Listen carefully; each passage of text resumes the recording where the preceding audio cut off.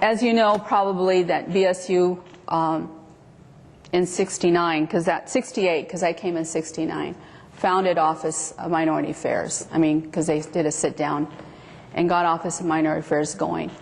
And then we got the different divisions, Chicano division, poor whites, Asian, Native Americans, Asian Americans, and the rest of it. So Juan Sanchez was the director of our division. And we were all protesting the war. He was a big part of that. And Garrett Padilla was the director of Chicano Studies. Rosa Morales was the secretary at the time. I was both a student and working on campus, so I kind of had two hats I was wearing at the time. I had gotten married, had a daughter, and so you know, I was going through my own changes of life as well. But anyway, Juan was a big part of the Chicano student movement at the time, and he was part of the administration as well. So when Sam Kelly, who was the director of Office of Minority Affairs, got wind that Juan was protesting, he basically gave him a mandate. You're not to do this. And of course he said, I have freedom of association, free speech, no rights, you don't own me, which was a very principled stand on his part. So he continued to back the students and the protests, as well as the faculty and staff. And then he did get fired. And Sam Kelly was an ex-military guy, very, very, just, very precise. Do it, or, if you don't do it my way, you're out, basically. There was no room for negotiations. Very stern guy. Well, here you have a black man that fired a brown man, and what are the students and staff and faculty going to do with that? So BSU appealed to MEChA not to cause a division based on race and not to openly criticize Sam Kelly. Sam Kelly had the backing of the black faculty, which weren't many at the time. And he also had the backing of the the head of the Asian American section, not the faculty so much, but the head of it.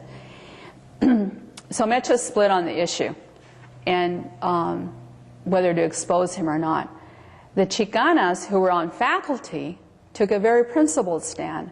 We were about 18 to 20 of us. We were the majority, because at that time you didn't have very many faculty, but you had more on staff. And most of those were women, which included myself. I worked as an office assistant at the Arts and Science Department, at the advising office, under Dean Beckman, or Dean Riley at the time, maybe. So anyway,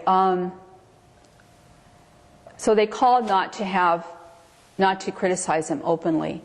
The Chicanos said, no, we should criticize him. He's acting,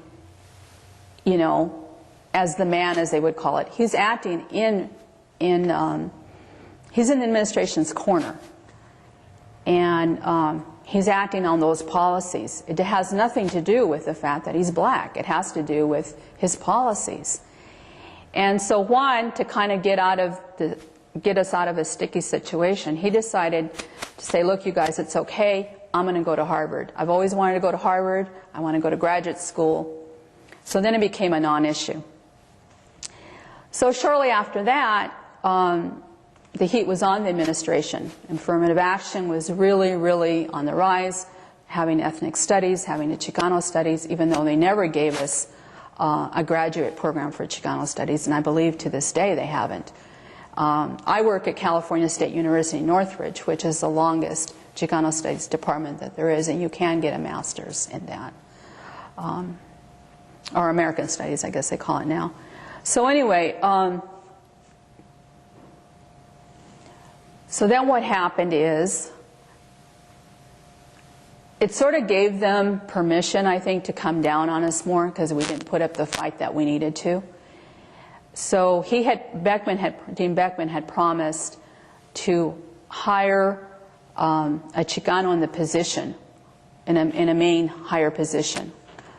And there were like 5 people we recommended. At that time, MEChA could interview the faculty and say yes or no. And a lot of it was based on their activism and their commitment to the struggle.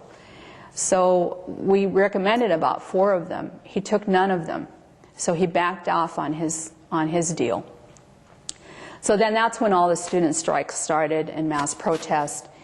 And we put in all of us who were working on campus as faculty and staff, and also the students who were in school, we all sent our resignation letter. Well, actually, the resignation letter was really from the staff and faculty, because students aren't going to resign. But they made it known they were going on strike. So about 41 of us signed a letter to resign.